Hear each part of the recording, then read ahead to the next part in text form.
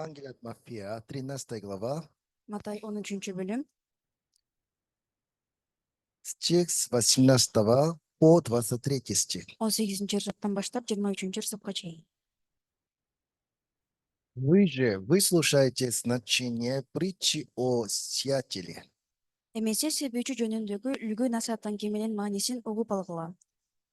Ко всякому слушающему слово о царстве и неразумеющему приходит лукавый и похищает посеянное в сердце его, вот кого означает посеянный при дороге. Асман падышачылыгы жөнүндөгү сөздү угуп, бирок түшүнбөгөн адамга амалкай келет да, анын жүрөгүндө себилгенди уурдап кетет. Жол боюнда түшкөн үрөн мына ушуну билдирет. А посеянный на каменистых местах означает того, кто слышит слово и тотчас с радостью принимает его, Таштак жерге түшкөн үрөн муну билдирет. Адам сөздү угат да дароо кубаныч менен кабыл алат. но не имеет в себе корня и не постоянен. Когда настанет скорби или гонение за слово, тотчас соблазняется. Бирок сөз анын жүрөгүндө терең тамырлай албагандыктан, ал адам туруксуз болот. Сөз үчүн кайгы же куугунтук болгондо ал дароо башын тартып кетет. А посеянное в тернии означает того, кто слышит слово, но забота века сего и обольщение богатства заглушает слово, и оно бывает бесплодно. Текенектин арасына түшкөн үрөн муну билдирет. Адам сөздү угат, бирок бул дүйнөнүн түйшүгү жана байлыкка азгыроолугу сөздү басып салат да, сөз жемиш бербей калат. Посеянное же на доброй земле означает слышащего слова и разумеющего, который и бывает плодоносен, так что иной приносит плод во 100 крат, иной 60, а иной 30. Жакшы жерге түшкөн үрөн сөздү угуп, түшүнгөн адамды билдирет. Ал 100 эсе же 60 эсе же 30 эсе түшүн берет. Да, спасибо. А, тут есть и молодые. Жерде жаштар бар. Вы хотите хорошо как заниматься занятием? Силер жакшы окууңар келеби? В Корее было одно телевидение, программа. Бир телепередача бар болчу Кореяда. Там они исследовали, что школьники, которые хорошую, да, оценку получают, у них какая привычка, они это изучали. Алар жакшы окугандардын кандай иш аракеттерди аткараттыгын талдашты. Потом они очень интересный результат они обнаружили. Анан жыйынтыгында абдан кызыктуу жыйынтыкты байкашты. Человек, который, да, постоянно занимает первое место в школе, не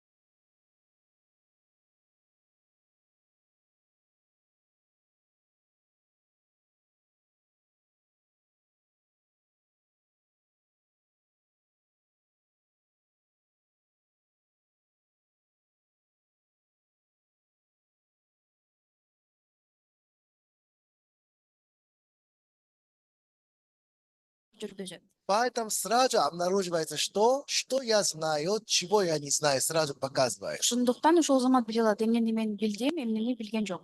Но большинство, среди 10, почти 7-8 человек, Бирок анын арасында 7-8 адам они выбрали, да, предпочитают, что просто постоянно переучивается. бирок алардын арасында жөн гана жаттаганды жактырган адамдар да байкашты. Потом там один ученый говорит, Ал жерде бир окумуштуу мындай деди. почему они так делают? Эмне үчүн алар мындай кылышат? Потому что просто переучиваться, да, это стресса нету. Анткени жөн гана окуганда ал жерде стресс жок.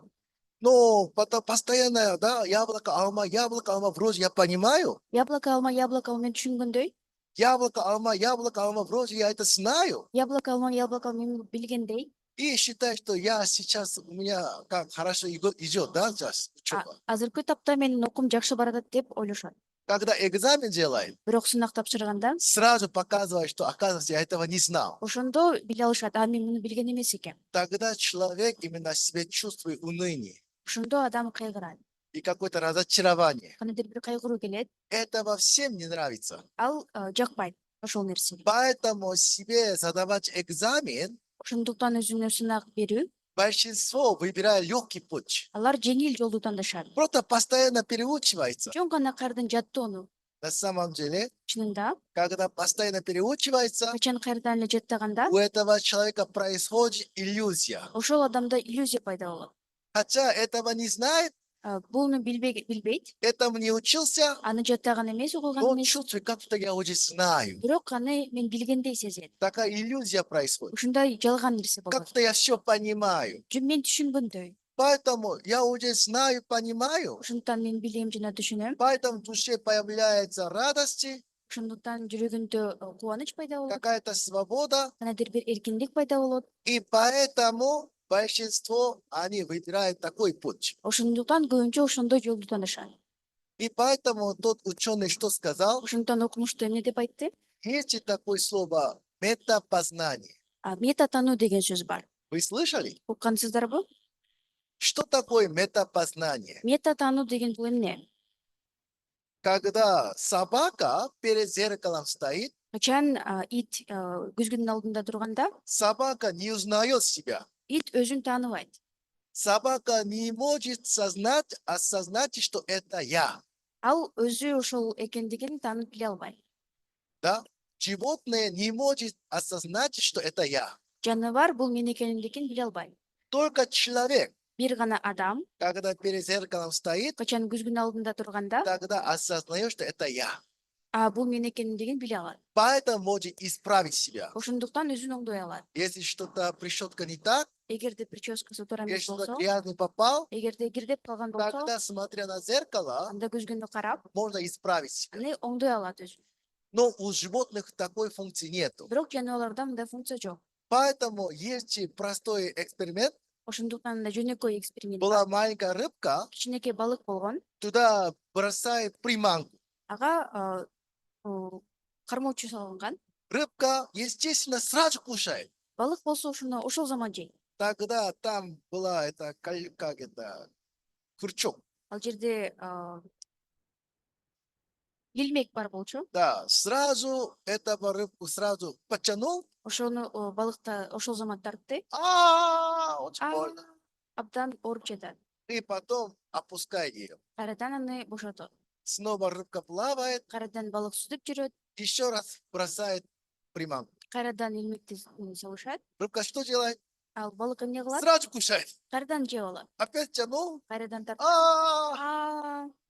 И опускает. Кайрадан бошотушат. Опять приманку бросает. Кайрадан илмекти Рыбка тартышат. что делает? Эмне кылат балык? Опять кушает. Кайрадан ошондой кармалат. Почему так? Эмне үчүн ушундай? Рыбка не может осознать, что я первый раз кушала, было больно. Если еще раз я кушаю, тогда опять больно будет. Так думать не может. Балык азыр мени аны кармаганда тиштегенде абдан ооруду. Ошондуктан кайрадан ушуну кылсам ооруйт деп аны биле албайт. Поэтому развития нету. Ошондуктан өнүгүү жок. Но человек это осознает. Бирок адам буну биле алат. А в прошлый раз, когда я так делал, Мен муну бурун мындай кылганда, у меня была такая душа, менде мындай жан у меня жүрөк было пайда такое болгон, решение, менде мындай чечим болгон. от этого какой результат был? Ошондуктан кандай жыйынтык болду эле? А это очень я сильно страдал, Бул жолкусунда мен абдан кайгыргам. поэтому второй раз, когда такая мысль появляется, Ошондуктан экинчи жолу ошондой ой пайда болгондо, подожди, күтүп тур. над этими мыслями человек может смотреть свою мысль. Ошол ойлордун үстүнөн өзүнүн ойлорун карай алат адам. Как смотрит в зеркало, Түз күнү карагандай эле только человек может над своими мыслями может смотреть. бир гана адам өзүнүн ойлорунун үстүнөн карай алат. А если я снова эти мысли принимаю, Эгерде мен кайрадан ошол ойлорду кабыл что со алсам, мной будет? менин эмне болот? Опять буду страдать. Кайрадан мен Ой, кыйналам. тогда нельзя принимать. Мында кабыл алыштын кереги жок. Таким образом, человек меняется. Ушундай жол менен адам өзгөрөт. Таким образом, жизнь человека развивается. Ушинтип адамдын жашоосу өнүгөт. Другими словами говоря, Тескерисинче айтканда, человек, у которого нет развития, өнүгүүсү жок адам, какой человек? бул кандай адам? Это метапознание не развито. Бул мета таануусу өнүккөн эмес. То есть не умеет над собой смотреть. Өзүнүн үстүнөн караганды билбейт. Сейчас у меня какой вид? Азыркы этапта менин жүзүм О кандай? чем я думаю, это правильно, неправильно. Мен ойлоп жаткан нерсе бул туурабы же туура эмеспи? Об этом не думая, Бул жөнүндө ойлобой, просто как думает, бир гана өзү ойлогондой, как хочет, каалагандай так поступает. ошондой аткарат. Поэтому Писание что говорит? Ушуну жазуу бизге эмне дейт? Такие люди, как погибающие животные, одинаково говорят. Ушундай адамдар өлүп бара жаткан жаныбарларга окшош. Хотя Господь нам дал такое метапознание, Бизге Кудай метод танууну берсе дагы, чтобы мы анализировать именно стратегии, биз ошол стратегияны талдаш үчүн чтобы управлять именно, именно деятельностью. биздин иш аракеттерибиз менен башкарыш үчүн Такую функцию нам дал, бизге ушундай функцияны берди. но это метапознание не развито. Бирок метод тануу өнүккөн эмес. Поэтому как человек живет, Ошондон адам кантип жашайт? просто как думает, просто так живет. Бир гана өзү ойлогондой эле жашайт. Поэтому одинаковая ошибка, одинаковая проблема повторяется. Ошондуктан окшош эле каталар, окшош эле көйгөйлөр кайталана берет. Когда рыбка постоянно приманку кушает, тогда мы говорим, что это глупая. Качан балык кайрадан эле ошол илмекке туташкандай эле ошондой эле акылсыз деп эсептейбиз. Но когда человек так живет, Бирок адам ушинтип жашаганда, одно и то же проблема повторяется, кайрадан эле ошол көйгөй кайталанганда, одно и то же трудность повторяется, ошол эле кыйынчылык кайрадан кайталанганда, но притом не думая, почему так происходит. бирок эмне үчүн ушундай болуп жатат ойлонбойт. Потому что не умеет наблюдать над своими мыслями. Анткени өзүнүн ойлорунун үстүнөн караганды билбейт. Как человек в зеркало смотреть, Адам күзгүнөн карагандай эле, сейчас у меня какая эмоция, азыр менде кандай эмоция болуп жатат? у меня какая мысль, Менин ойлорум кандай? чтобы анализировать это, Ошону тандаш үчүн это не развито. бул жер өнүккөн эмес. Даже голова очень хорошо работает, такой умный человек тоже. Башы иштеген акылдуу адам болсо дагы, Если не умеет нас своими мыслями анализировать, эгерде өздөрүнүн ойлорунун үстүнөн талдоону билбесе, тоже одинаковая проблема происходит. ошондой эле окшош маселелер, көйгөйлөр пайда болот.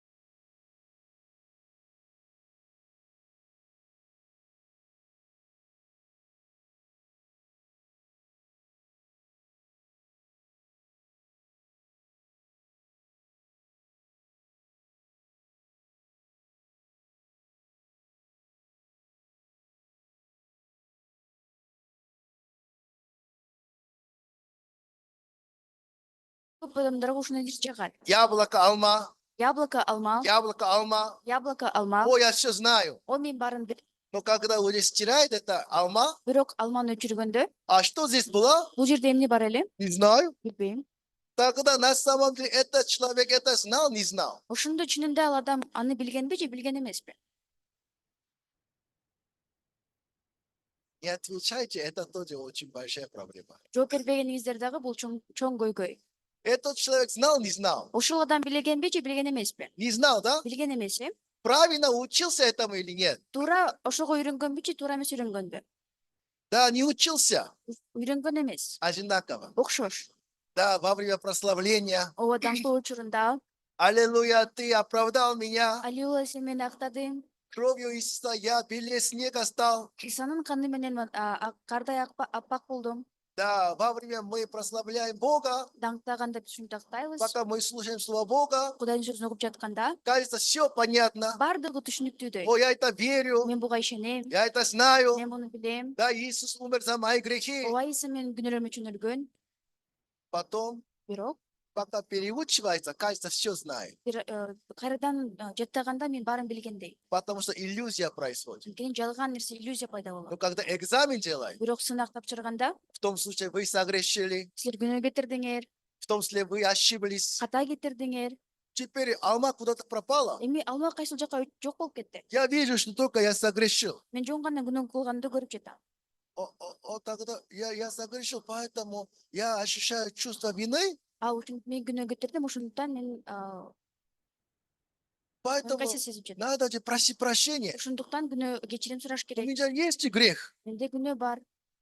Поэтому кажется, что я верю, что Иисус за мои грехи умер. Ошондуктан Иса Машаях менин күнөөлөрүм үчүн өлгөнүнө ишенгендей, Но когда этому человеку экзамен дает, бирок ал адамга сынак бергенде, когда ты согрешил, качан сен күнөө как кетиргенде, ты поступаешь? сен кандай эмне кыласың? Конечно, надо просить прощения. Албетте күнөөлөрдөн кечирим сураш керек. Конечно, у меня есть и грех. Албетте менде күнөө бар. На самом деле, этот человек верит, не верит, что все грехи прощены. Бирок чынында бул адам күнөөлөр кечирилгенине ишенеби же ишенбейби? Не верит. Ишенбейм. Правильно учился, не учился, что все грехи прощены. Туура үйрөтүлгөнбү күнөөлөр кечирилгендигине? Не научился. Үйрөнгөн эмес. Но сегодня самая большая проблема. Бирок бүгүнкү күнү чоң көйгөй Не только школьники не хотят себе экзамен делать. бир гана окуучулар өзүнө сынак жүргүзүүнү каалабагандай эмес. Потому что экзамен всегда обременительно. Анткени сынак дайыма кыйын. Когда экзамен плохо сдаешь, Качан сынакты жаман тапшырганда тогда разочарование происходит. кайгыруу келет. Уныние происходит. Кайгырасың. Это всем не нравится. Бул баардыгына жакпайт. Поэтому чем себе делать экзамен, Ошондуктан өзүнө сынак жүргүзүүнү караганда ничего страшного, я выучусь, все. мен жөн гана баарын жаттайм. Яблоко, алма, Яблоко, алма, яблоко, алма, яблоко, алма, яблоко, алма. яблоко, алма. Когда стресса нету, Анда стресс жок, уныния нету, кайгы жок, разочарования нету, кандайдыр бир капа жок. так комфортно. Абдан ыңгайлуу. И считай, что я все знаю. Ошондуктан мен баарын билем деп эсептейм. Духовная жизнь тоже одинаково. Руханий жашоодогу окшош. То, что вы слышали Слово Бога, Сиздер Кудайдын сөзүн укканда, действительно вы верите в это Слово или нет? чынында ошол сөзгө ишенесиздерби же ишенбейсиздерби? Действительно вы этому научились или нет? Чынында ошого үйрөндүңүздөрбү же үйрөнгөн Чтобы жоксуздарбы? точно узнать, Ошону чын билиш үчүн, обязательно нужно экзамен. так билиш үчүн бизге сынак керек. Обязательно нужно экзамен. Сөзсүз бизге сынак керек. В Библии написано, Китепте жазылган, когда Авраам отдал своего сына Исаака на жертвеннике, качан Абрахам Исаак өзүнүн уулун курмандыкка алып келгенде, там написано, теперь я знаю, что ты боишься Бога. жазылып турат: эми мен сенин Кудайдан коркуңду көрдүм. Когда Авраам этот экзамен сдал, Абрахам ошол сынакты тапшырганда, когда он экзамене именно показал, что действительно он верит в Бога, качан ошол сынакта чынында ал Кудайга ишенгенин көргөзгөндө, тогда Бог сказал, что ты действительно ты веришь в меня. ошондо Кудай ага чынында сен мага ишенип экенсиң деп айтты. Поэтому книга Якова что написано? Ошондуктан Иаков китебинде эмне жазылган? Без дел вера мертва. Иш жок, ишеним бул өлүк нерсе. Без дел вера мертва. Иш аракет жок, бул өлүк нерсе. Что это значит? Ишеним. Бул эмнени билдирет? Яблоко, алма, я знаю. Это не значит, что я этому учился. Яблоко, алма, бул мени билген нерсе эсептелбейт. Когда я это алма убрал, Качан алманы алып калганда, яблоко это что было на кыргызском языке? алма бул кыргыз тилинде эмне болчу? А что это было? Бул эмне эле? Я не помню. Менин эсимде жок. Тогда не знаю этого человека. Анда ошол адам аны билбейт. Хотя я этого не вижу. Аны мен көрө албасам да, Алма, это букву я не вижу. алма ошол тамганы көрбөсөм да, Все равно я могу писать алма. ага карабастан мен алма деп жаза алам. Тогда действительно этот человек знает. Ошондо чынында ал адам билет. Так же одинаково. Ошондой эле окшош. Пока вы слушаете Слово Бога, Сиздер Кудайдын сөзүн угуп жатканда, я исцелен. мен айыктым, Аминь. амин. Как будто вы верите, Сиздер ишенгендей, когда вы в своем обстоятельстве не видите это здоровье. Бирок өзүңүздөрдүн жагдайда болгондо ошол нерсени көрө албайсыздар. Тогда что вы говорите? Айыкканыңызда ошондо эмне деп айтасыздар? Я же болею. А мен ооруп жатам да. Когда алма видно, вы говорите, что я это знаю. Качан алманы көргөндө мен буну билем деп айтасыздар. Когда уже алма не видно, Алма көрүнбөгөндө, вы говорите, ой, не знаю, что там было. мен билбейм ал жакта эмне бар болчу. Тогда этот человек на самом деле не знает это. Чынында ал адам ошону билбеген. Вера тоже одинакова. Ишеним дагы окшош. Пока вы слушаете Слово Бога, Сиздер Кудайдын сөзүн угуп жатканда, яблоко, алма, яблоко алма, яблоко, алма. яблоко алма. Все понятно, пастор. Баардыгы түшүнүктүү пастор. Почему пастор Оксбак постоянно одно и то же говорит? Эмне үчүн пастор кайрадан эле кайталай берет бир нерсени? Я все это знаю. Мен мунун баарын билем. Все считают, что я все это знаю. Баардыгы мен баарын билем деп эсептешет. Все считают, что я так верю. Мен ушинтип ишенем деп эсептешет. Но когда экзамен делает, Бирок сынак тапшырып жатканда, тогда почти единиц, кто действительно это верит. ошол чындыгы ишенгендер абдан аз. Это сегодняшняя проблема. Азыркы таптагы көйгөй ушул нерсе. Так как люди не хотят именно потерпеть крах, Адамдар жеңилгенди каалабагандыгына байланыштуу, люди не хотят потерпеть уныние, адамдар кайгууну каалабагандыгына байланыштуу, поэтому вместо того, что верою шаги делать, ошондуктан ишенимдин кадамдарын таштаганын ордуна легкий путь выбирают. жеңил жолду тандашат. Говори, говори, говори. Айт. Я буду слушать. Мен баарын угам. Яблоко, алма, Яблоко алма, яблоко, алма. яблоко алма. Ой, слушаю. Ой, мен угуп Ой, жатам. все, больше понятно. Ой, түшүнүктүү баардыгы. Как-то у меня вера растет. Менин ишенимим өсүп Ой, теперь у жаткандай. меня тоже есть вера. Эми менде дагы ишеним бар. Иллюзия происходит. Жөн гана жалган иллюзия нерсе бар. На самом деле с этой верой никакой шаг веры не делает. Чынында ошол ишеним менен эч кандай кадамдар ташталган жок. Никогда себе экзамен не делает. Өзүнө эч качан сынак жүргүзгөн эмес. Никогда не предоставляет перед собой именно поприще, Эч качан өзүнө арена, поприще, сцену. дубал, Не поставит перед собой сцену. өзүнүн алдына дубал койгон эмес. У нас есть хор Грасиас. Бизде хор Грасиас бар. Однажды там в Питере есть консерватория. Бизде Питерде консерватория бар. Те, которые окончили Питерскую консерваторию, они играют в Мариинском театре. Питер консерваториясын бүткөндөр ошол Мария театрында, Мариинский театр знаете? билесиздерби Мариинский театрды? Да. Большой театр, Мариинский театр, это в России самый известный театр. Мариинский театр эң чоң жана белгилүү театр. Поэтому Питерская консерватория тоже очень такая престижная такая консерватория. Ошондуктан Питер консерваториясы абдан белгилүү жана жакшы окуу жай. Однажды наш пастор с этим ректором консерватории встретился. Бир жолу биздин пастор ошол консерваториянын ректору менен жолугушту. И он рассказал, что наши хоры сейчас гораздо лучше, чем вот это выпускники консерватории. Ошондо ректор мындай деди. Ректорлор биздин хор Грасиас ошол жерде консерваторияны бүткөн окуучуларга караганда абдан мыкты. Это ректор консерватории, он шокировал. Бул абдан таң калды ректор. Кто смеет такое слово говорить? Кичириз пастор ушинтип айтты, ошондуктан ким Это мындай деп Питерская айтылат? консерватория. Бул Питер консерваториясы. Самый престижный, это одно из такой музыкальное заведение. Эң жакшы окуу жай музыкалык. И пастор что сказал? Анан пастор эмне деди? Наш хозяин Иисус, он плотный. Биздин кожоюн Иса бул уста. Поэтому, да, Иисус хорошо готовит сцену. Ошондуктан Иса жакшы жасайт дубалдарды. То есть, почему хор Грасиас лучший хор? Сахна. Потому что у нас есть практика. Эмне үчүн? Анткени бизде практика бар.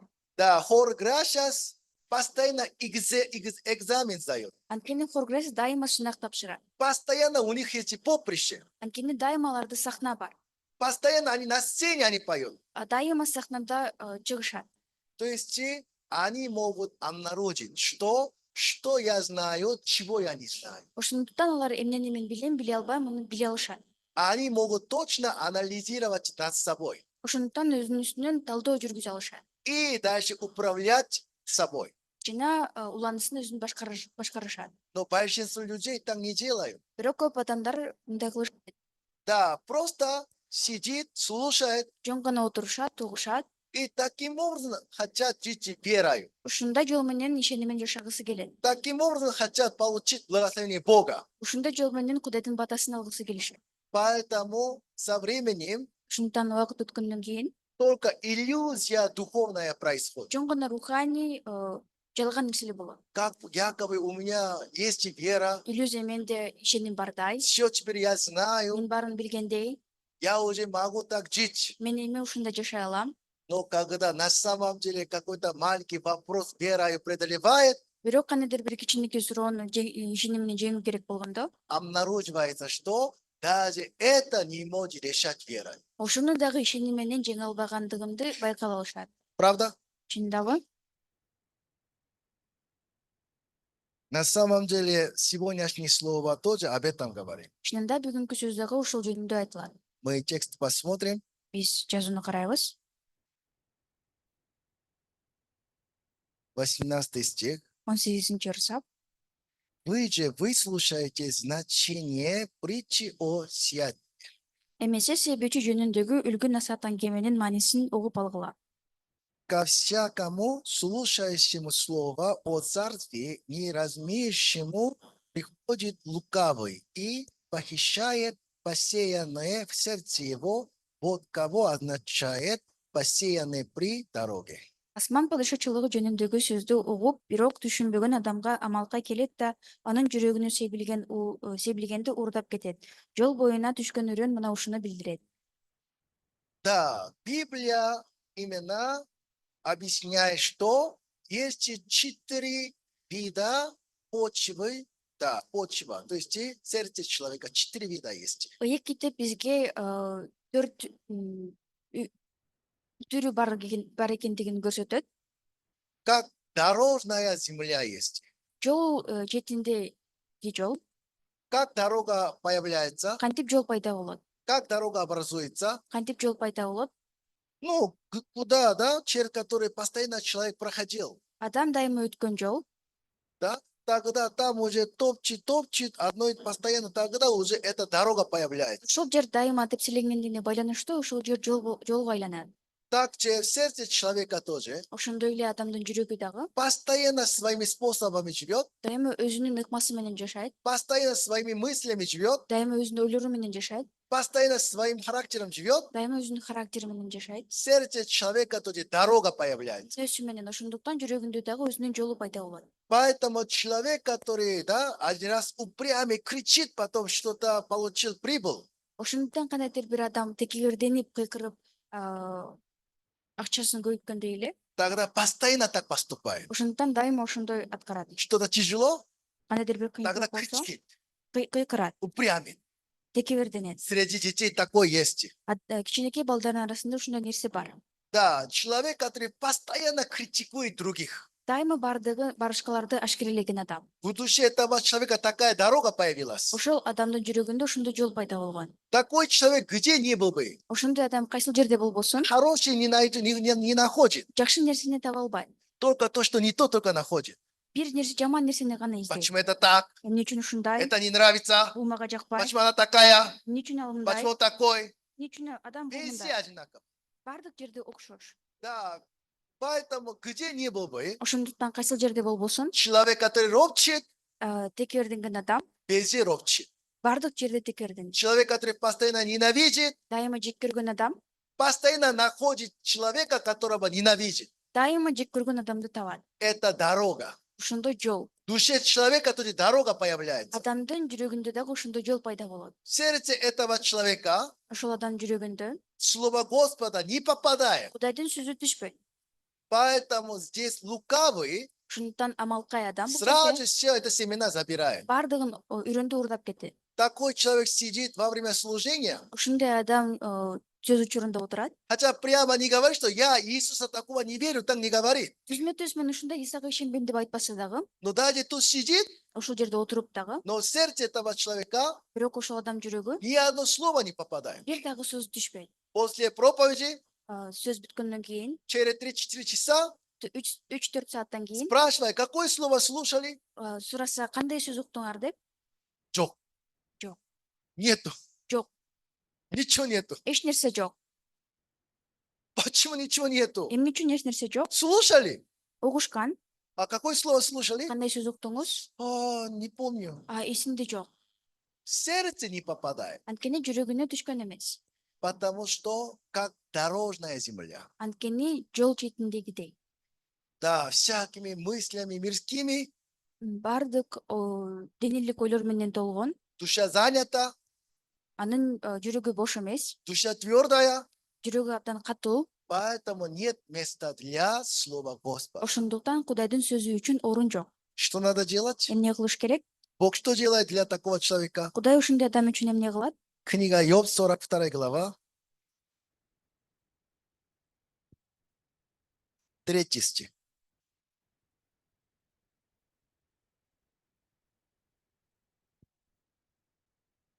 Книга Йов, 42 глава, 3 стих.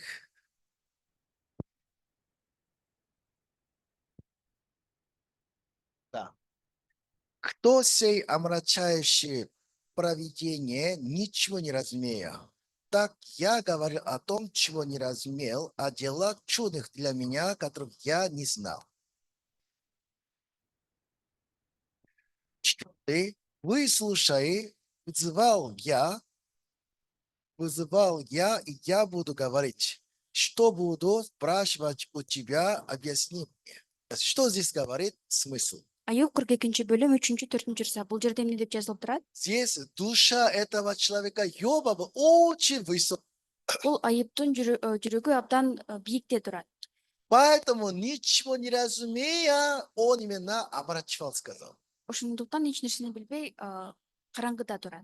Поэтому человек, у которого в душе есть такая дорога, Ошондой жолу бар адам, только я сам прав. мен бир гана өзүм турамын, Только животные тоже, да, только по одной и той же дороге только ходит постоянно. жаныбарлар дагы дайыма бир эле жол менен басышат. Поэтому в сердце этого человека именно расширенного понимания нету. Ошондуктан тереңирээк билүүсү жок. Только сколько я знаю, Ошондуктан мен канча билсем, столько я ощущаю, канчалык мен сезсем, все, что я чувствую, мен бардык сезген нерсе это все. бул бүттү, ошо менен жыйынды. Поэтому вне этого, от этого, да, вне этого мира ничего не может принимать. Ошондуктан бул дүйнөдөн эч нерсе кала албайт.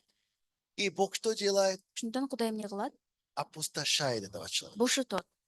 И Йоб заболел, Аюб оруп калды. все, что было, потерял. Болгон нерсесин бардыгын жоготту. Через такое испытание, Ошондой сыноо аркылуу наконец-то его сердце смирялось. аягында анын жүрөгү ылдыйлай баштады. Тогда Йоб наконец что говорит? Ошондуктан аягында эмне деп айтты? Я буду слушать. Мен угам. Теперь может принимать. Эми кабыл ала алат. Тогда только может слушать другого. Ошондо гана башка адамды уга алат. Тогда только может слушать Господа. Ошондо гана Теңирдин сөзүн уга алат. Поэтому в жизни человека Ошондо адамдын жашоосу есть немало проблем, көйгөйлөрү аз эмес, немало трудностей, кыйынчылыктары да бар. через которые Господь Бог опустошает нашу душу. Ошол нерселер аркылуу биздин жүрөгүбүздү бошотот Кудай. Нашу твердую душу Биздин катуу жүрөгүбүздү, делает мягкой, жаныбызды абдан чтобы кылат. была способна к принятию Слова Господа. Кудайдын сөзүн кабыл ала тургандай кылып. Так Господь Бог в жизни нашей действует. Ушинтип Теңир биздин жашообузда иштейт. Тогда наконец-то уже стало как каменной землей. Ошондо биздин жашообуз таштак жолдой болуп И калды. земля, в которой растут горчицы, терния. Эми ошол жердеги тикенектер өскөндөр, Об этом посмотрим. ошол жерди карайбыз. 22 стих. Матай 13 бөлүм 22 ырса.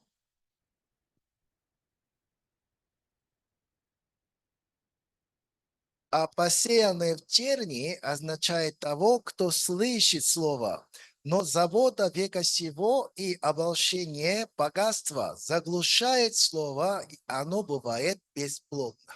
Тикенектин арасына түшкөн өрөн муну билдирет. Адам сөздү угат, бирок бул дүйнөнүн түйшүгү жана байлыкка азгыруу сөзү басып салат да сөз жемиш бербей калат. Да, это какой человек? Бул кандай адам? В прошлом воскресенье вы слушали, да? Мурунку демалыш күнү уккансыздар. Был человек Анания. Анания деген адам бар болчу. Он верующий человек. Ал ишенген адам. Он с братьями, с сестрами вместе находился в церкви. Бир туугандары менен чогуу жыйын ичинде жайгашкан. Однажды эта церковь стала собрать пожертвования. Бир жолу ал жыйын курманды чогулта баштады. Поэтому другие братья, они принесли все, дом, то, что было, продали, принесли это. Ошондуктан башка бир туугандар болгон нерсесин баардыгын үйлөрүн сатып, курмандык алып келишти. Когда они начали верою двигаться, Качан алар ишени менен кадам таштай баштаганда, у Анании не было такой веры. Ананияда андай ишеним жок болчу. Когда он смотрел, Качан ал караганда, все делают. баардыгы кылып жатышат. Не могу не делать. Мен дагы кыла албай койбойм. Но когда собирался делать, Бирок кылайын дегенде, беспокойство поднимается. тынчсыздык пайда болду. О, если я все это отдал, Эгерде мен баарын берип салсам, потом вдруг ребенок болеет, менин балдарым ооруп калса, надо больницу надо ходить. анда дарыканага алып барыш керек. Для лечения деньги нужны, Аны дарылаш үчүн акча керек. а вдруг у нас это вдруг именно газ закончится, Балким бизде газ түгөнүп калса, уголь закончится, бизде түгөнүп калса, как мы можем зимовать? анда биз кантип кышты өткөрө алабыз? Поэтому хотя бы вот это надо оставлять. Көмүр түгөнүп калса, анда ушуну да калтырыш керек болот. Да, хотел верою поступить, Ал ишеним менен кадам таштагысы келген. тогда мирское переживание поднимается. Ошондо анда дүйнөлүк тынчсыздоо пайда болду. И страх тоже появляется. Коркунуч дагы пайда болду. Из-за этого не может расти дальше. Ошонун айынан ал дагы өсө албайт. Не только Анания. Бир гана Анания эмес. Когда вы слушаете Слово Бога, Качан сиздер Кудайдын сөзүн укканда, давайте теперь приглашаем человека. келиңиздер эми адамдарды чакырабыз. О, хорошо, давайте я тоже приглашаю. Абдан жакшы, мен дагы адамдар чакырам. Потом переживание поднимается. Бирок тынчсыздоо пайда болот. Если мои родственники меня оскорбляют, что делать? Эгерде менен бир туугандарым четке какса, мен эмне кылам? Отношение к людям портится, что делать? Адамдар менен мамилем бузулуп калса, эмне кылам?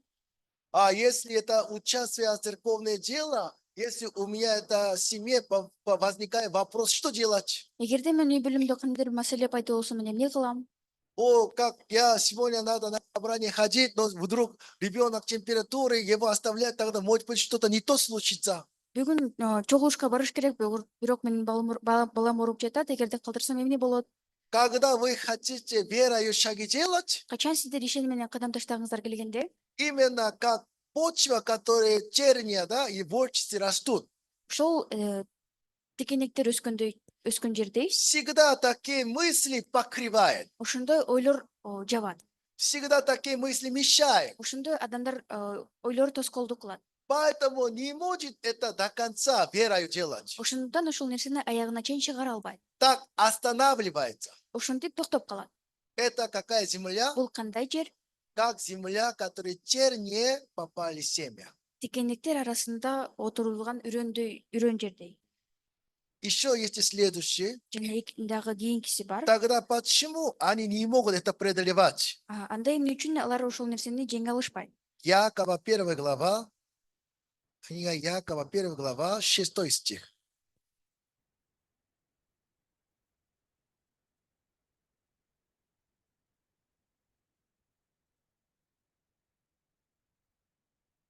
Жакып 1-бөлүм 6-ырсак. Но да просит с верою, немало не сомневаясь, потому что сомневающийся подобен морской волне, ветром поднимаемый и развиваемый. Бирок эч сектенбестен ишеним менен сурасын. Анткени шектенген адам шамал айдаган деңиз толкунуна окшош. Да не думает такой человек получить что-нибудь от Господа. Мындай адам теңирден бир нерсе алам деп ойлобой эле койсун. С двоящимися мыслями не тверд во всех путях своих. Эки ойлуу адам өзүнүн бардык жолдорунда туруксуз. Да.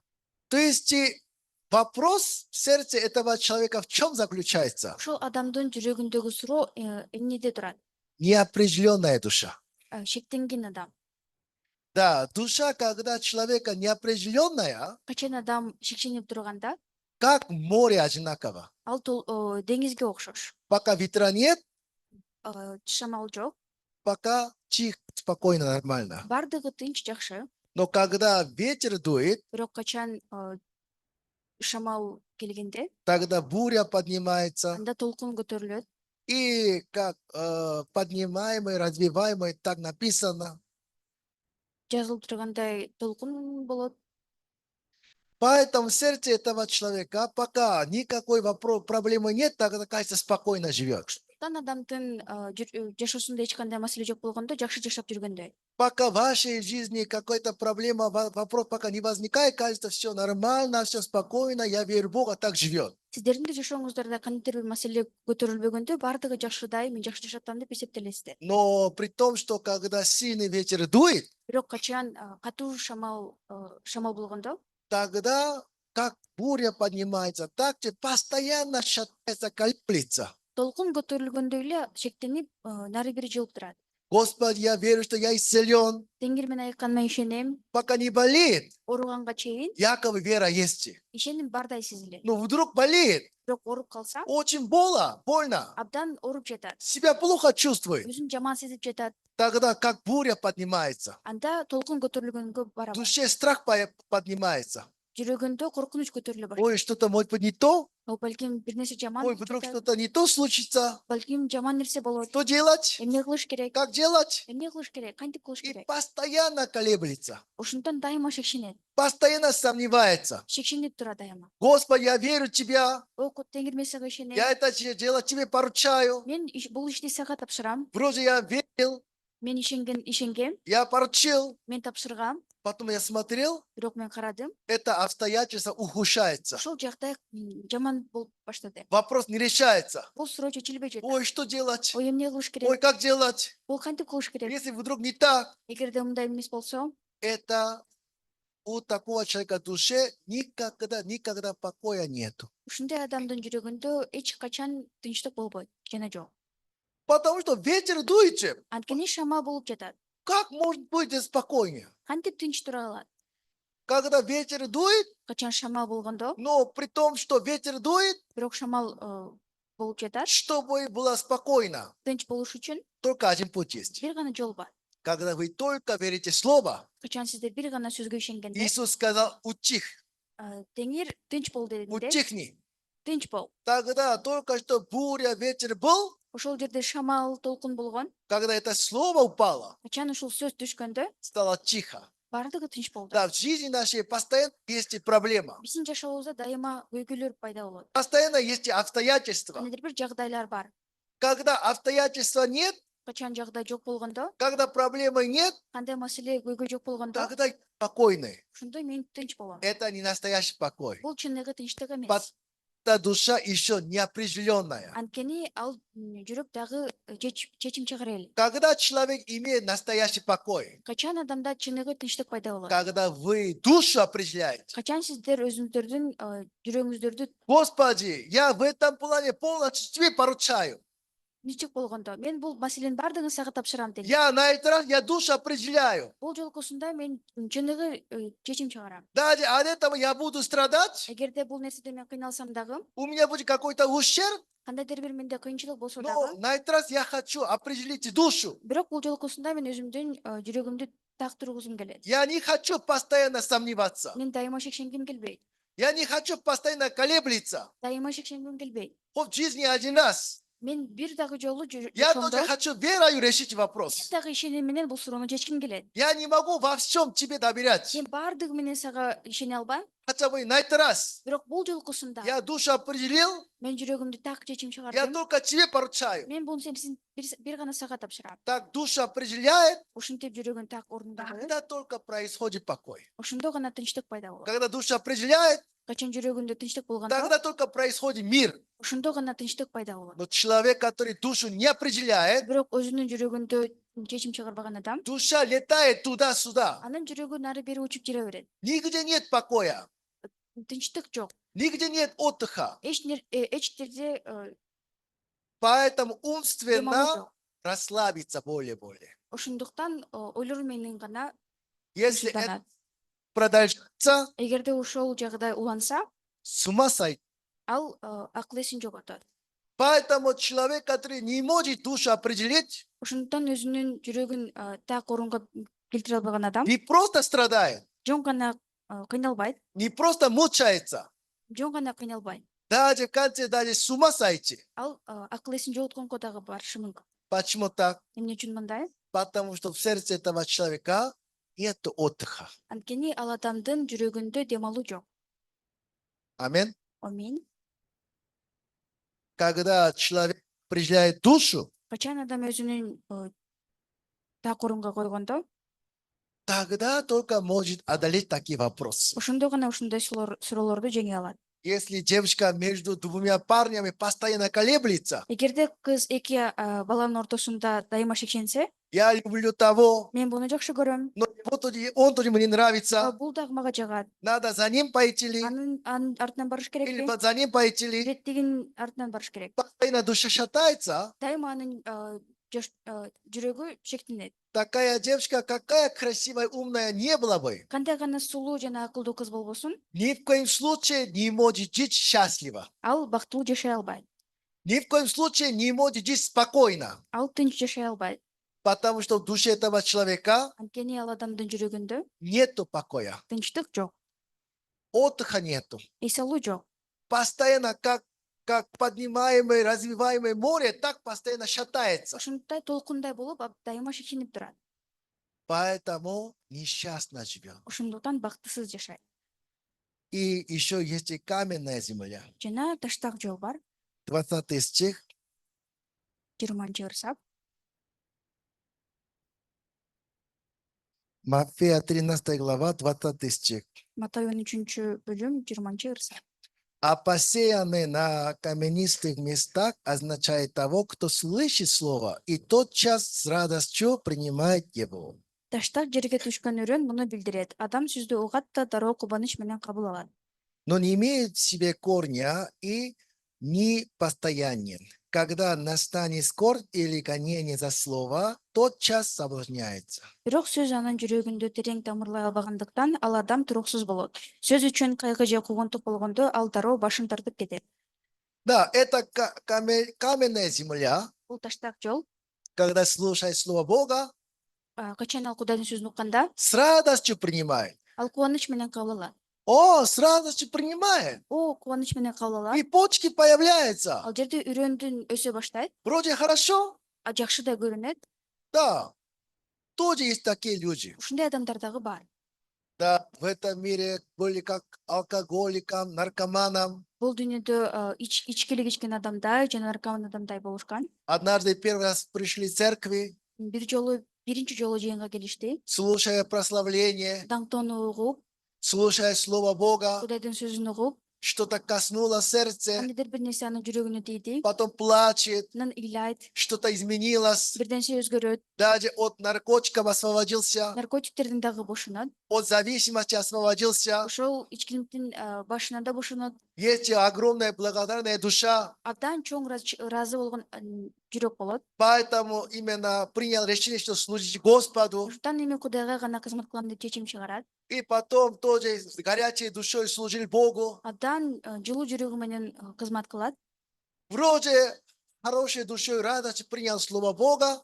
Жакшы жүрөк менен кубаныч менен кабыл алды Кудайдын сөзүн. Но что удивительно, Бирок таң кылчу нерсе эмне? такой хороший человек, Ошондой адам, который бывший наркоман, буга чейин наркоман да который болгон, изменился, өзгөргөн адам. ой, он сильно изменился, Ой, абдан ал өзгөрдү. кажется, новый человек. Ал жаңы адамдай көрүнөт. Такой человек однажды резко падает Бирок ошол замат бир учурда ал кулайт. при воздействии.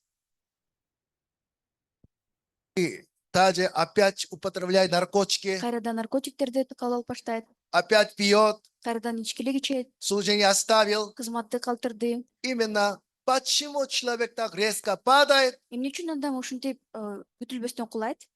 Потому что это была каменная земля. Анткени ал таштак жол болчу. В Библии тоже есть это подобный человек. Таштак жер. Ушундай дагы адам бар китепте. Петр, он однажды, он закидывал сеть всю ночь, Петр бир жолу түнү бою ал деген пока он поймал рыбу, ал балык кармаганда ему не слышно было слово Иисус. ал Исанын сөзүн уга алган эмес. Но однажды Бирок бир жолу Он всю ночь закидывал сеть, Ал балык кармаш үчүн түнү бою аракет кылды. но почему-то рыбы нету. Бирок балык жок.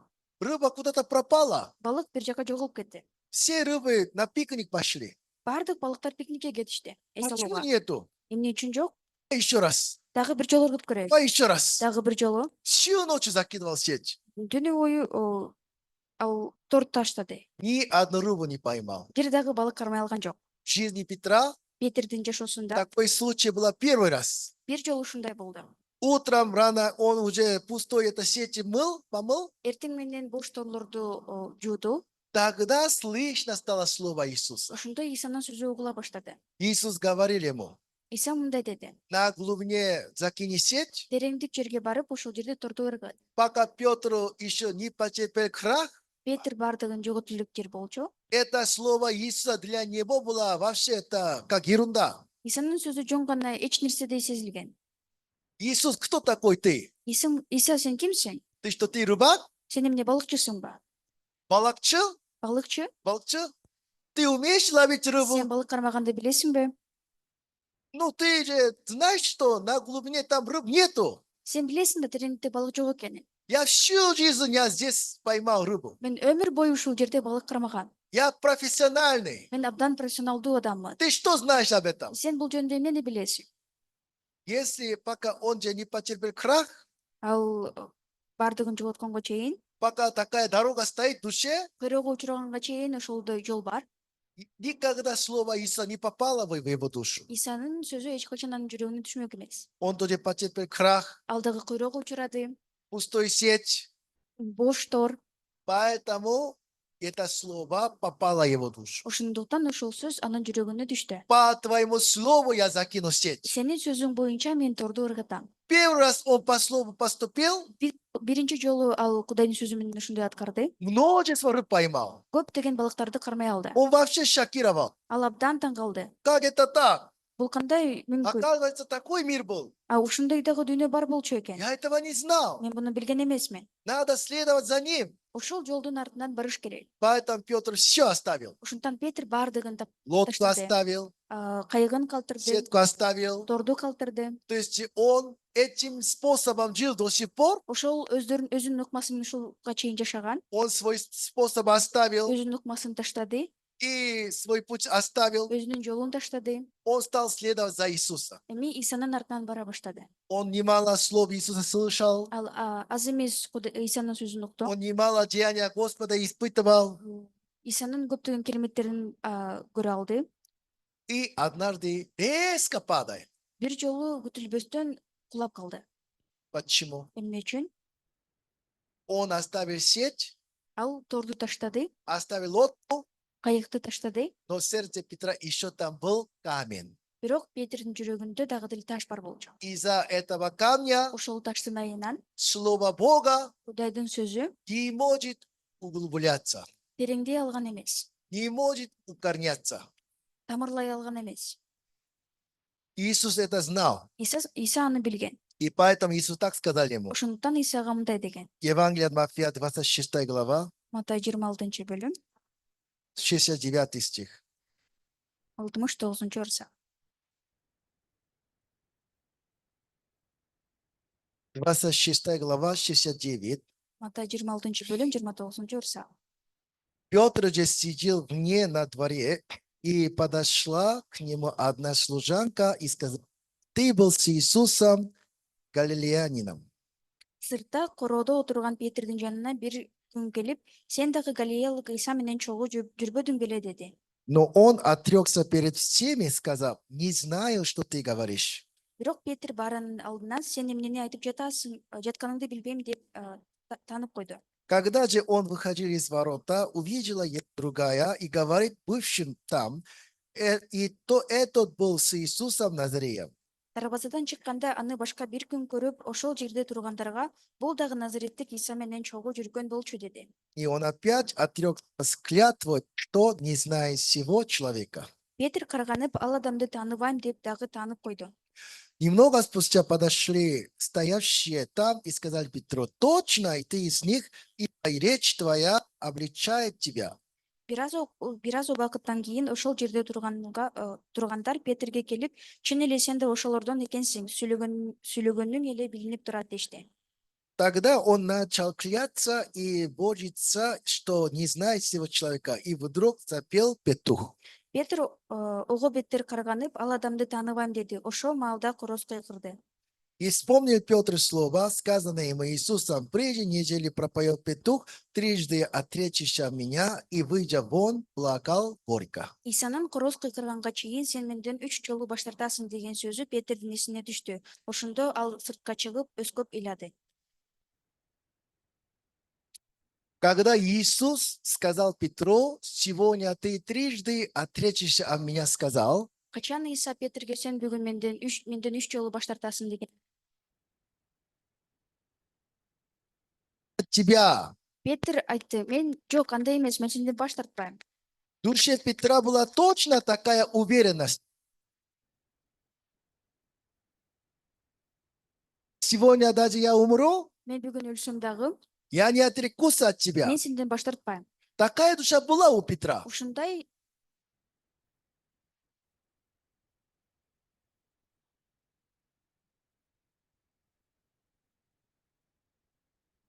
Пока с Иисусом был постоянно. ал дайыма Исанын жанында жүргөндө, Пока слушал слово Иисуса постоянно. Исанын сөзүн дайыма угуп жүргөндө,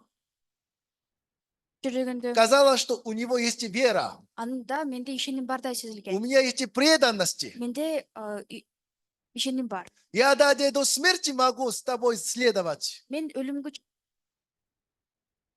А, ушундай жүрөк бар болчу. Но оказывается, это была иллюзия. Бирок бул жалган нерсе болчу, иллюзия. Школьники только переучиваются. Окуучулар кайрадан эле кайталап окушат. Яблоко, алма, Яблоко, алма, яблоко, алма. яблоко, алма. Несколько раз повторяется. Бир жолу кайталашат. Кажется, что я все знаю. Мен баарын билгендей сезилет. Кажется, что я все этому учился. Мен буну жаттагандай сезилет. Когда экзамен делает, Бирок сынак тапшырып жатканда обнаруживается настоящий адрес. чыныгы ошол жер чыныгы нерсе байкалат. Перед Иисусом Исанын алдында у Петра была такая уверенность. Петринде абдан ушундай ишеним бар болчу. Я готов для тебя умереть. Мен сен өлүмгө да бара алам. Петр думал, что это вера. Петр ушол нерсени ишеним деп ойлогон. Но когда он стоял именно поприще, Бирок ал сахнада турганда, когда маленькая девочка перед маленькой рабыней стоял, ал ушул кичинекей кыздын алдында турганда, настоящий адрес обнаруживается. чыныгы ошол дарек байкалган.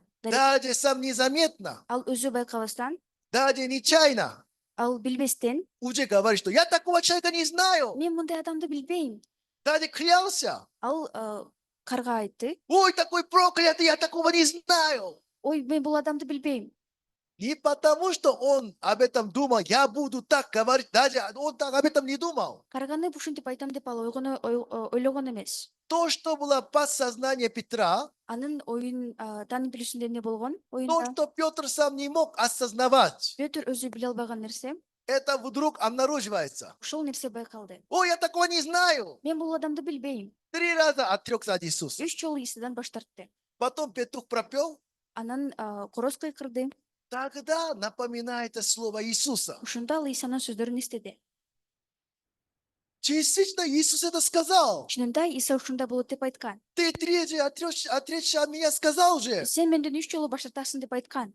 Первый Петр обнаружил что? Биринчи жолу Петр эмнени байкай алды? Хотя он сетку оставил, Ал торду калтырса да, он лодку оставил, ал калтырса да, но он до сих пор никогда не оставил эту самоуверенную душу. бирок азыркыга чейин өзүнө өзү ишенген жүрөгүн калтырбагандыгы. Иисус уже знал, что Петр с радостью слово принимает, Петр өзү кубаныч менен сөзүн кабыл алгандыгын көргөн, но его душа – это каменная земля. бирок анын жүрөгү таштак жүрөк болчу. Поэтому для такого Петра Иисус что делает? Ошондуктан ошондой Петр үчүн Иса эмне кылды? Ты пост держи, Сен орозо карма, больше читай Библию, көбүрөөк китепти оку, всем сердцем молись еще, чын жүрөк менен сыйын, тогда у тебя будет хорошая вера. ошондо сенде чыныгы ишеним болот. Иисус так не сказал. Иса ушинтип айткан жок, мындай деп. Чтобы такого Петра именно научить именно вере, Ушундай Петрди ишенимге үйрөтүш үчүн только один путь есть. бир гана жол бар. Экзамен, Бул сынак, поприще. бул сахна. Иисус сказал ему, Иса мындай деди: ты сегодня трижды отречешься от меня. Сен бүгүн менден 3 жолу баш тартасың. Петр ответил, Петр мындай деп жооп берди: нет, я не отрекусь от тебя. Мен сенден баш тартпайм. Жок. Учительница сказала, Окутуучу мындай деди, мугалим: яблоко, алма, Яблоко, алма, сегодня экзамен будет. бүгүн сынак болот. Школьник отвечает, Окуучу мындай деди: я все знаю, давайте. А мен баарын билем, келиңиз, баштайбыз. Потом алма это убрал. Алманы өчүрдү. Яблоко это что было? Яблоко бул эмне эле? Что было? Эмне эле? Вроде все знал. Баарын билгендей. Но когда экзамен делает, Бирок сынак тапшырып жатканда не напоминается. ой эстей албайт. Куда-то пропал. Жоголуп кетти. Так же одинаково. Ошондой эле окшош. Пока перед Иисусом говорил, Исанын алдында сүйлөп я жатканда не отрекусь от мен тебя. сенден баш тартпайм. У меня вера есть. Менде ишеним бар. Я готов для тебя умереть. Мен сен үчүн өлүмгө да барууга даярмын. Моя вера не такая, как у других. Мен башкалардыкындай эмес, мен ишенимим. Андрей, Яков, они никто. Андрей, Яков, алар эч ким У эмес. меня лучшая вера. Менде эң мыкты ишеним. Пока во время занятия такая вера была, Ошол окуу учурунда ошондой ишеним бар болгон. но когда экзамен, Бирок сынак тапшырып жатканда, когда уже на арене стоял, ал сахнада турганда вера куда-то пропала. ишеним жоголуп кетти. Такая горячая душа куда-то пропала. Абдан ошондой күйүп турган жүрөк Даже сам незаметно отрекся от Иисуса. өзү байкабастан ал Исадан баш тартты. Тогда он только обнаружил себя. Ошондо ал өзүн байкай алды. Тогда метапознание действует. Ошондо мета тануу иштей баштады. А тогда он впервые над своими мыслями он начал смотреть на себя. Ошондо биринчи жолу өзүнүн ойлорунун үстүнөн карай баштады. Оказывается, я не такой преданный. Чынында мен ушундай берилген адам эмес экенмин. Оказывается, я не такой верный. Мен ушундай ишенген адам эмес экенмин. Я думал, что я могу для Христа умереть даже. Мен Иса үчүн өлүмгө да бара алам деп ойлогом. Оказывается, я не совсем не такой. Мен чынында андай эмес экенмин. Как человек смотрел в зеркало, Адам өзүн күзгүдө карагандай, первый обнаруживая себя, биринчи жолу өзүн байкагандай, так же первый Петр обнаруживая себя. ошондой эле Петр биринчи жолу өзүн байкай алган. Он горько плакал. Ал өзгөп ыйлады. В этот момент, Ошол учурда что он понимает? ал эмнени түшүнө алды? Если еще глубже думает, Дагы тереңирээк ойлонсо, Иисус, оказывается, все знал. Иса чынында баарын билген экен. У меня, как каменная земля, он уже знал.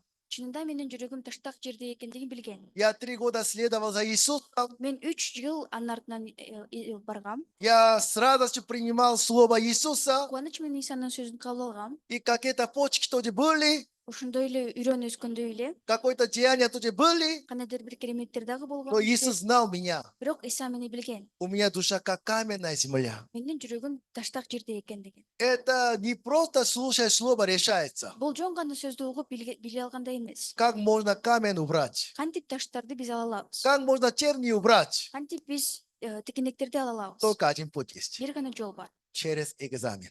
Бул сынак аркылуу. Аминь. Амин. Поэтому Господь Бог в жизни Петра такой момент разрешил. Ошондуктан Теңир ушундай нерсени Петрдин жашоосунда көрсөттү. Первый раз Петр обнаружил, что оказывается я не верил в Иисуса. Петр биринчи жолу чынында мен Исага ишенген эмес экендигин байкай алды. Я все время я думал, что я верю в Иисуса. Мен дайыма Исага ишенем деп ойлогом.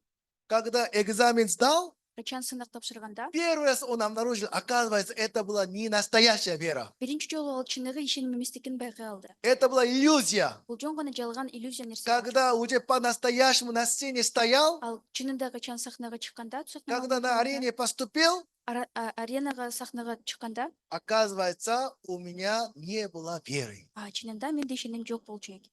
Тогда Петр изменился. Ошондо Петр өзгөрдү. Тогда Иисус, который, зная, что я такой человек, вел меня.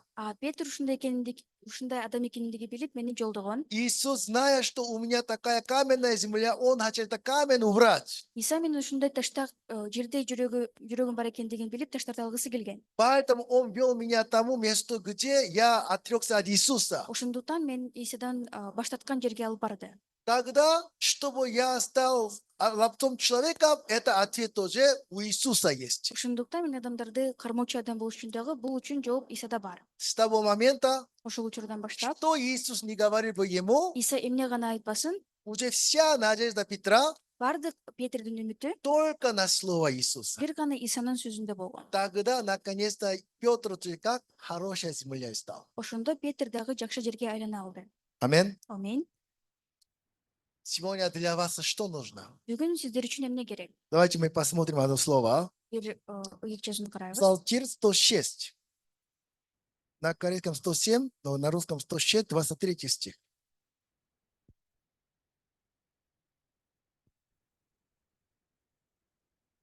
Забор 106 бөлүм 23 ырса. Так. Отправляющиеся на кораблях в море, производящие дела на больших водах. Кеме менен деңизге чыккандар, чоң сууларда иш жүргүзгөндөр, Видят дела Господа и чудеса Его в пучине. деңирдин иштерин жана кереметтерин деңиздин тереңинен көрүшөт. Он речи и восстает бурный ветер, и высоко поднимает волны его. Ал сүйлөгөндө катуу шамал болуп, анын толкундарын бийик көтөрөт. Восходят до небес, нисходят до бездны, душа и истаивает бедствий. Алар асманга чейин көтөрүлүп, деңиздин түбүнө түшөт. Баштарына кыйынчылык түшкөндө, алардын жаны кыйналат. Они кружатся и шатаются, как пьяные, и вся мудрость их исчезает. Алар мас кишидей теңсилип, темтеңдешет. Ошондо алардан бүт акылмандыгы жоголот. Но возвали к Господу в скорби своей, Он вывел их из бедствия их. Алар кыйналганда Теңирди чакырышты. Ошондо Теңир аларды кыйынчылыктарынан куткарды. Так, духовная жизнь, где можно учиться? Руханий жашоого кайсыл жерде үйрөнө алат? У себя дома, Өзүңөрдүн үйүңүздөрдү? Нет. Жок. море. Деңизде. Отправляющийся море. Деңизге чыккан адам, Когда вы на эту сцену поступаете, качан ошол сахнага чыкканда, на это поприще поступаете, ошол сахнага чыкканда, на эту арену поступаете, ошол аренага чыкканда, там реально вы можете учиться вере. ошол жерде чыныгы ишенимге үйрөнө аласыздар. Птица, имея крылья, Чымчыктын канаты бар, но крылья имеет, это не значит может летать. бирок канаты болсо эле уча алгандыкты билдирбейт. Чтобы летал, Ал учуш үчүн обязательно нужен воздух. сөзсүз түрдө аба керек. Без воздуха, Аба жок болсо, хотя крылья есть, анын канаты болсо не дагы может летать. ал уча албайт. Также у вас есть Иисус, Ошондой эле сиздерде Иса бар, даже у вас есть вера, сиздерде ишеним бар, но без воздуха, бирок аба жок болсо, без поприща, сахна жок болсо, верою летать невозможно. ишеним менен учуу мүмкүн эмес. Вера не головой можно учиться. Ишеним менен үйрөнүү мүмкүн Что вы эмес. научились вере, Ал ишенимге үйрөнүш үчүн обязательно нужно экзамен. сөзсүз түрдө сынак керек. Любое дело, хоть маленькое дело, Кандай гана иш болбосун, кичинекей иш болсо дагы, когда верою шаги делаете, качан ишеним менен кадам таштаганда, только уповая на Господа, бир гана Кудайга таянып, Господь, я не все дела могу полностью тебе поручать. Теңир мен сага бардык иштерди тапшыра албайм. Но с этого я начну. Бирок ушул нерседен баштайм. Но это дело Ушул иш я 100% только Богу поручаю. 100% мен Кудайга тапшырам. Я не буду человеческим способом это трогать. Мен адамдардын ыкмасы менен буга тийишпейм. Даже от этого у меня будет ущерб. Мындан мен минуска барсам дагы, У меня будет потерь, кыйынчылык, жоготуу болсо но дагы, я хочу только на Бога надеяться. мен бир гана Кудайга таянгым келет. Такой экзамен нужно. Ушундай сынак керек. Такой поприще нужно. Ушундай кыйноо керек. Там реально можно учиться вере. Ошол жерде үйрөнүүгө чыныгы болот ишеним. Отправляющее море. Деңизге чыккан адам Там можно научиться вере. ошол жерде ишенимге үйрөнө алат. Там человеческая мудрость исчезает. Ал жерде адамдын акылмандыгы жоголот. Там человеческие способы исчезают. Адамдын ыкмасы жоголот. Там по-настоящему вы можете воззвать к Господу. Ошол жерде чыныгы Кудайды чакыра аласыңар. Большинство людей Көп адамдар легко хотят верою жить. жеңил ишеним менен жашашысы келет. Яблоко, алма, Яблоко, алма, яблоко, алма. Все, я понял. мен бардыгын У түшүндүм. меня есть вера. Менде ишеним бар. Многие хотят так жить. Көп адамдар ушинтип жашагысы келет. Таким образом не может учиться вере. Мындай ыкмалар менен ишенимге үйрөнө алышпайт. То, что церковь вам говорит, Мен айткан сиздерге нерсе. я на этот раз, я это вера, я хочу попробовать. Бул бул ушундай ишенимден Если кечким келет. получится, делай, не получится, не делай, не такая душа. Эгерде колуман келсе кылам, колуман келбесе кылбайм деген эмес. Господь, в этом я обязательно хочу испытывать тебя. Бул жолкусунда чынында мени сени сынагым келет. Господь, ты помилуй меня. Кудай сен мага ырайым кыл. Таким образом, когда вы верою шаги делаете, Ушундай жол менен силер кадамды баштаганда, тогда настоящая мышца веры появляется. ошондо чыныгы ишеним пайда болот. Просто вы так слушаете. Силер жөн гана угасыздар. Что понятно все. О, бардыгы Ой, түшүнүктүү. какая-то хорошая душа появляется. Кандайдыр бир жакшы жүрөк пайда болот. Приятная душа появляется. Андан жагымдуу жүрөк пайда Как болот. школьники, это яблоко, алма, яблоко, о, теперь приятно. Окуучуларда яблоко абдан А жагат. теперь все, я это знаю. Мен эми бунун бардыгын билем. Но когда экзамен делает, Качан сынак болгондо ничего не знает. эч нерсе билбейт. Так те многие люди так живут сегодня. Ошондой эле азыркы учурда көп адамдар ушинтип жашашат. Именно хочу последнее одно сказать вам. Дагы акыркы бир нерсе айткым келет сиздерге. Деяния 20 глава, Элчилердин иштери 24. 24 верса.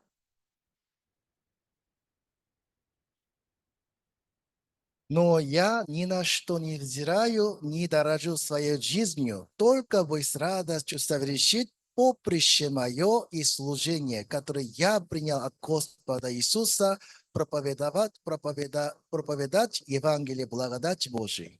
Бирок мен эч нерсеге карабайм жана өз өмүрүмдү эч аябаймын. Алдымда турган карашты жана Теңир Иса тапшырган кызматты Кудайдын ырайымы жөнүндөгү жакшы кабарды таратуу ишин кубаныч менен аягына чыгарсам эле болду. Павел принял поприще от Господа. Павел Петрден Кудайдан иш кабыл алды. Аминь. Аминь.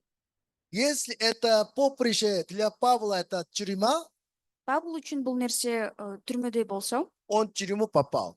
ал түрмөгө учурады. Это поприще было 309 ударов.